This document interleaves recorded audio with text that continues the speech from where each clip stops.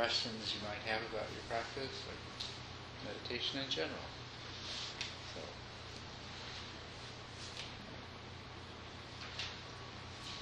yeah.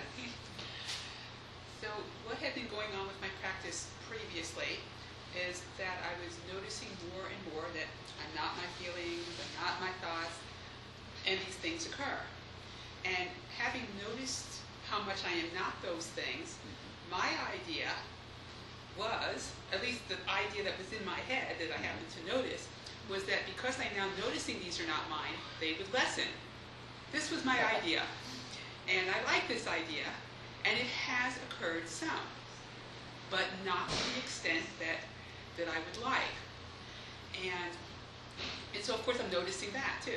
I'm noticing the satisfaction, and I'm noticing this idea that something is wrong, and so on and so forth. The only thing to do about it that has occurred to me is to just be as present as I can be. Just be as, not just in the meditation practice, but in my life. And so that seems to me to be a very good idea. So that's where I am right now.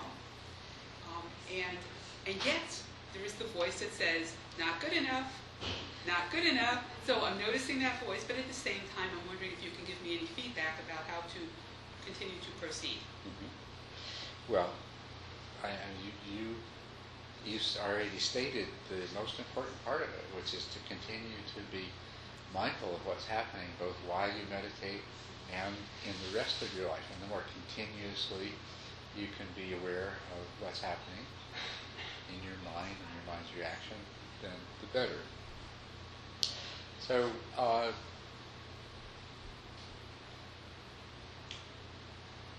you said that you had been noticing your feelings and noticing that you were not those feelings. The feelings were not you.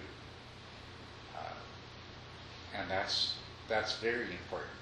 The most important thing about recognizing that they're not you is having that objective understanding that they are arising out of your mind, that they're created by your mind, by some part of your mind, actually. Because just as you are not your feelings, your mind is not one thing. Right? So by seeing that you are not your feelings, then you begin to see them as they really are, which are phenomena created and constructed through the activity of the mind. And that whatever the reasons are for the mind creating the particular feelings you're experiencing at this particular time, it's basically because your mind has been programmed to do that by your past experiences and your past attitudes. And the part of your mind that's producing those feelings is continuing to do that, not necessarily on the basis of any kind of information of whether they're helpful or unhelpful to do that. It's just the way your mind does it. So you said you were, I think, if I understood you correctly, a little bit surprised that by being so aware that you were not these feelings and these thoughts, etc., that they still kept coming.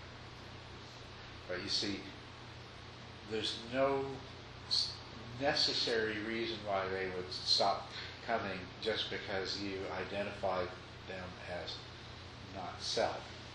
What will make the difference is well, it's very important that you don't identify with them as self, because that weakens the tendency for especially emotions, mental states of irritation or anger or any sort of unwholesome mental state. That means that whenever they arise in the future, they'll be less likely to capture you with this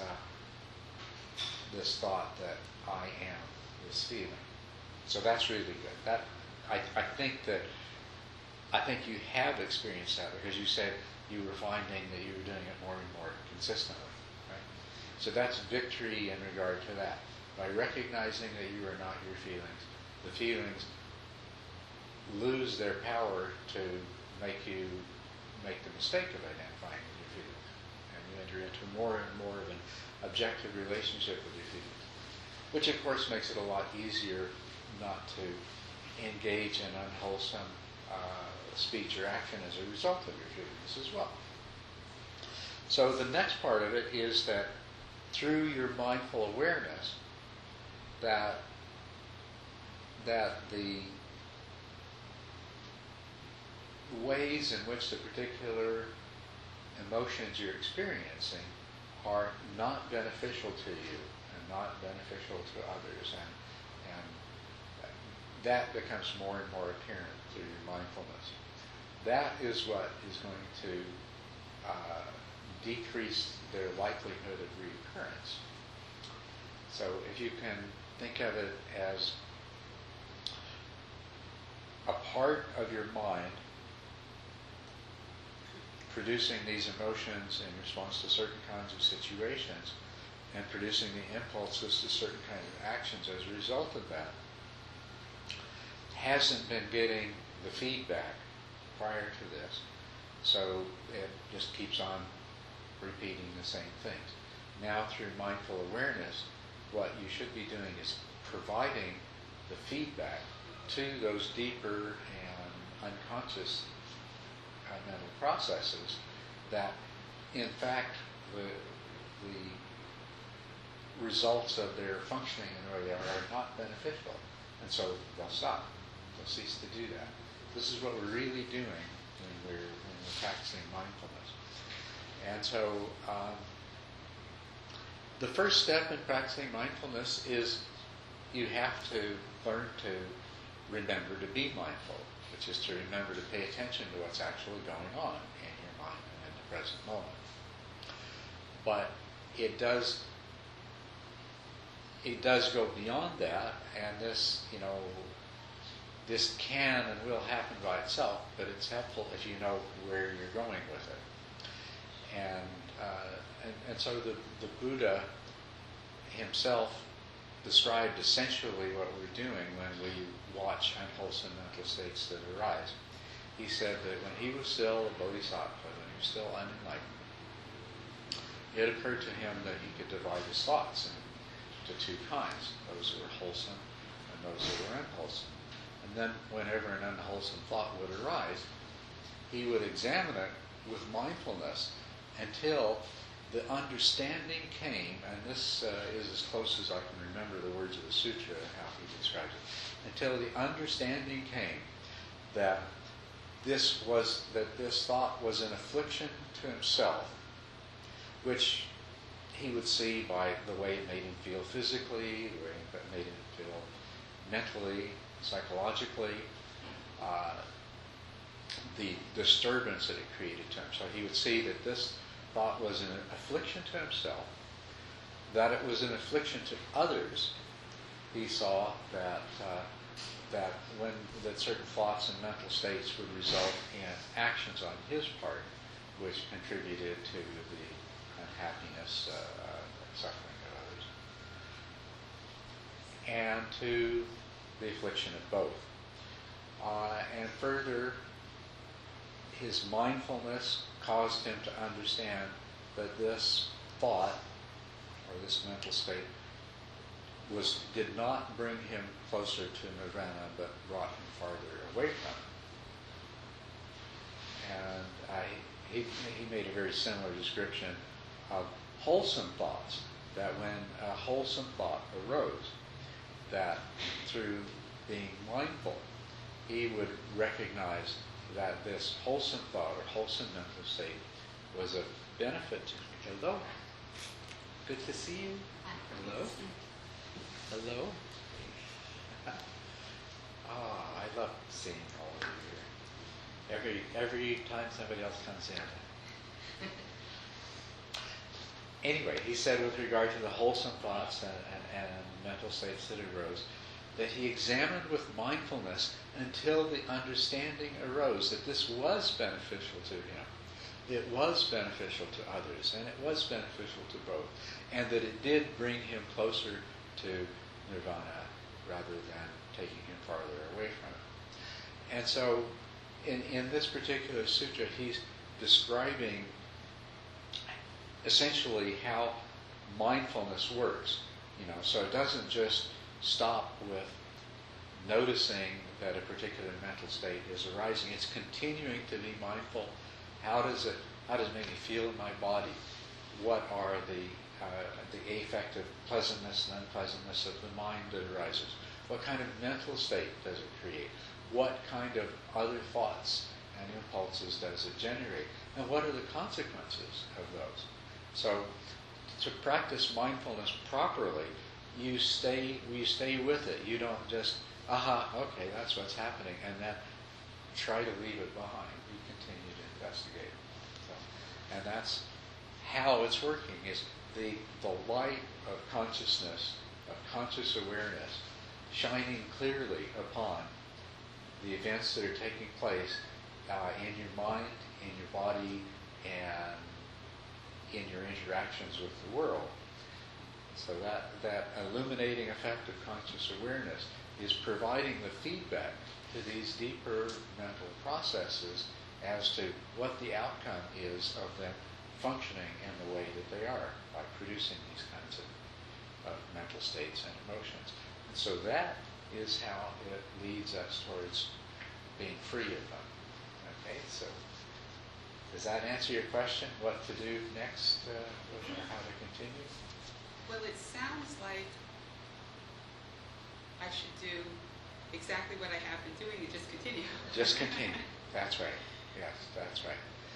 It is easy to misinterpret what I just said and what the Buddha said, to think that you're supposed to analyze what you see in these terms.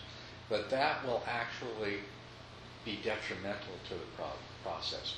What you want to do is just have as clear and direct awareness as you can. So you're actually seeing the effect that it has on you, seeing the effect that it has on others. You don't need to analyze it, and you don't need to judge it, because in terms of most of these unwholesome emotions, if you start to analyze, what tends to happen is your analysis will turn your negative feelings away from an external object and then towards yourself. So you'll get angry at yourself for getting angry at somebody else, or you'll judge yourself for judging somebody else, or you'll feel, whatever the unwholesome emotions happen to be. If it has to do with desire, you'll just convert your desire for some sense pleasure or for some material object to this intense desire to be different from the way you are. And so at that superficial level where you have these kind of thoughts, that's actually going to get in the way. It's going to interfere with the effect that you want to have. You just want to see these truths as they are and let that effect trickle down into the deepest layers of your consciousness, or of your unconsciousness, I should say.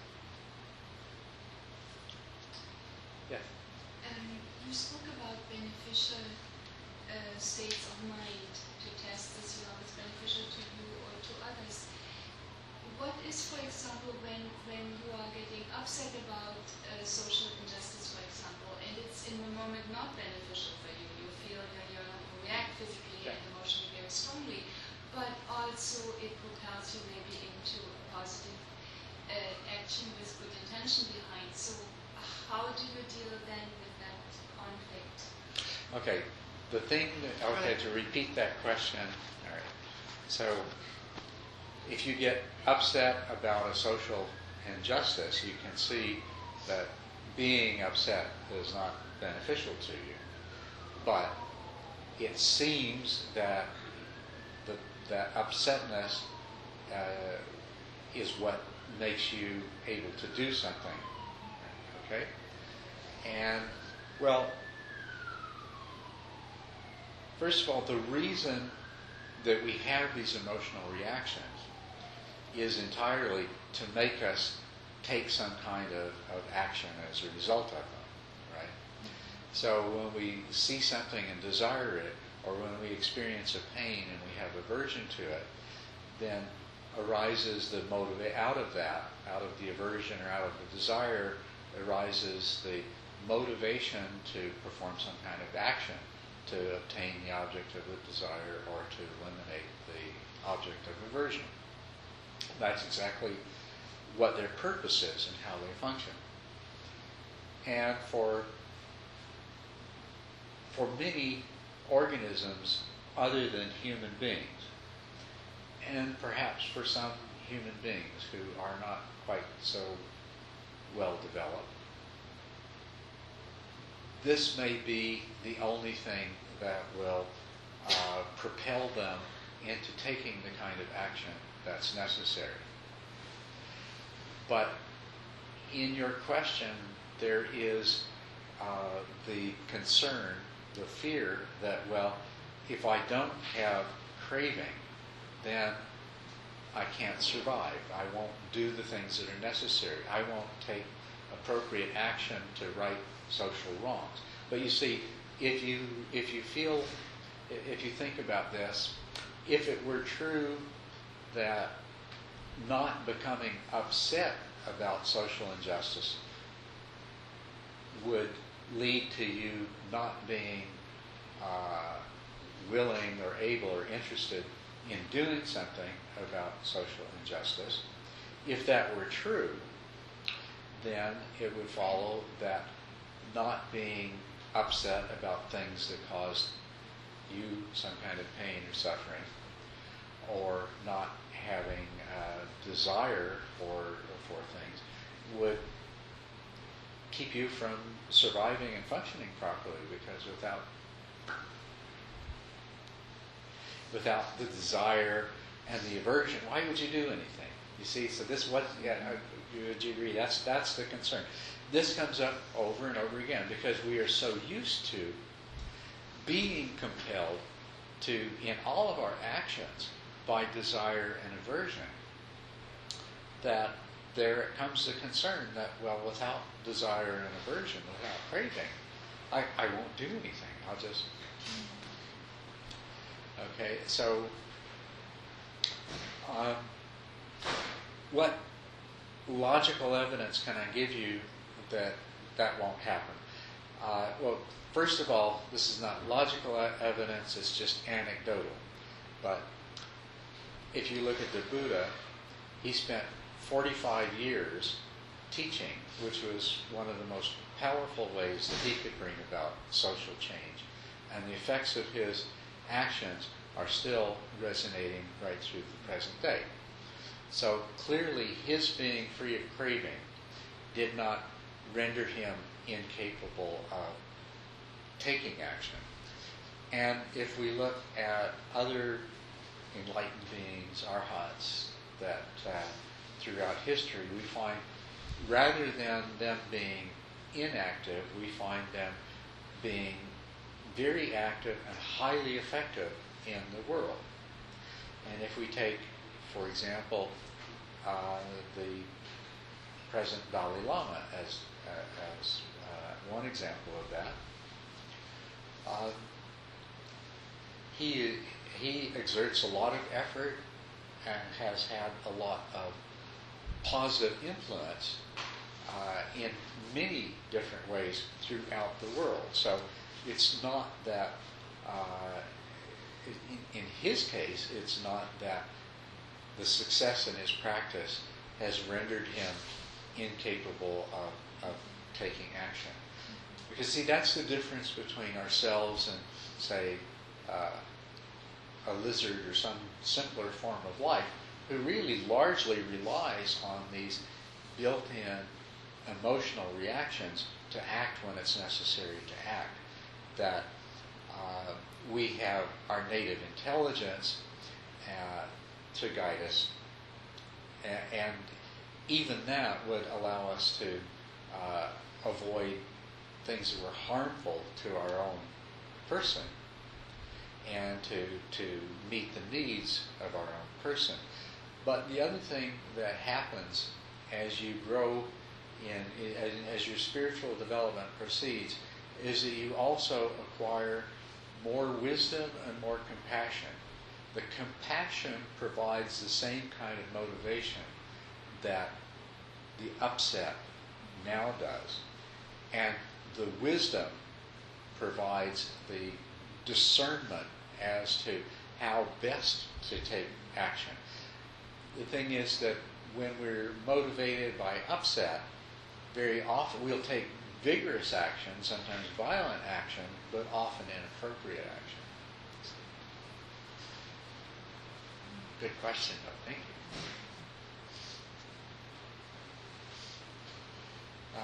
Welcome to those beloved people who have come in while I was talking.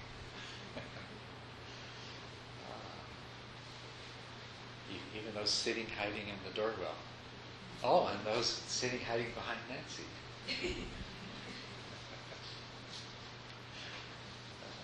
It's good to see you all. I think we need some lights on in here, if you wouldn't mind, Judy. Oh.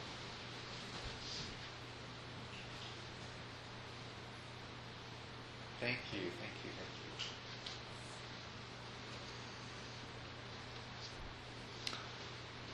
So, any other questions about practice? These are really, the last two questions, these two questions are really good in terms of practice. Yes? To cultivate more wholesome thoughts. More with? Wholesome thoughts. Open? Wholesome. Wholesome thoughts, yes. To cultivate more wholesome thoughts. Yeah.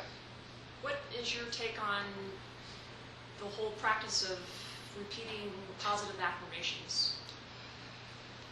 Well, okay, so the question was, we have some wonderful people who are transcribing these talks now, and so I need to remember to repeat the question so that that part of it gets transcribed. So the question was that with regard to cultivating wholesome thoughts, what do I think about positive affirmations? Well, affirmations do work. The things that you repeat, the things that you repeatedly hear, whether you hear them from somebody else or whether you hear them from yourself, do have an effect. They are assimilated to some degree or another into the mental formations that subsequently influence your actions and reactions. And so affirmations do have a power.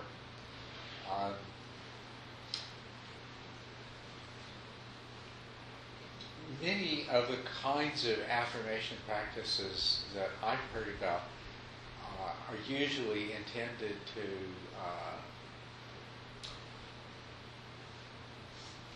make a person happier in a worldly sense. So often those affirmations, they are very strongly tainted by desire and aversion.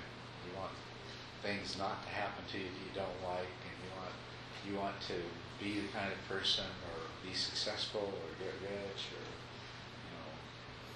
any of the other kind of things that we want. So they're already tainted by desire and aversion. But to use affirmations as a method for cultivating wholesome thoughts definitely is a good idea. And essentially that's what we do when we practice any of the many different kinds of loving kindness meditation, because we are creating affirmations for the benefit of other beings, which are very wholesome. And of course the interesting thing about that is the first and primary effect of these affirmations is actually on ourselves, even though we're directing them towards other beings. But they do have the desired kind of effect on our actions and reactions. And two more wonderful people are in here. So there's 3 seats here up in the front if you want to sit up here, or there's chairs back there. For example, in the one that we frequently do here. May all beings be free from suffering. May all beings be free from ill will. May all beings be filled with loving kindness. And may all beings be happy. So this is an affirmation. And the more often you repeat it, the more strongly your mind is going to be oriented towards the fulfillment of those affirmations. So, may all beings be free from suffering becomes transformed, or you could even extend the affirmation to make the transformation happen more quickly. But the transformation of repeating, may all beings be free from suffering, is may all beings be free from suffering, and may I do whatever I can to help make it so. So if you keep holding that wish, that all beings be free from suffering, and then you find yourself in a situation with somebody else who is suffering and there's something you can do to help them, you are going to be very strongly predisposed to act and react out of that. The same thing with the others. But any form of loving kindness meditation is a cultivation of the wholesome mental states of loving kindness, compassion, and understanding. And in terms of the effects that it has on you, very interesting thing, we were just talking earlier about research studies on the effects on the brain waves of meditators, and the largest effects that they see in the electroencephalograms, the brain waves of meditators who spend a long time doing meditation techniques. The strongest effect that they see is people that are doing various kinds of loving kindness meditation. And what's interesting in terms of the parts of the brain that are more active and the parts of the brain that are less active in somebody that's been doing this kind of meditation is those brain centers that are normally more active, the more happy a person is, are like off the chart active. And those brain centers that are normally most active when a person is sad, depressed, unhappy, have a greatly reduced level of activity. So you see that practicing loving kindness has a beneficial effect on you, in addition to steering your whole tendency of behavior, action, and reaction in a positive and wholesome direction. So affirmations used in that way are very good, very beneficial. Thank you. Welcome.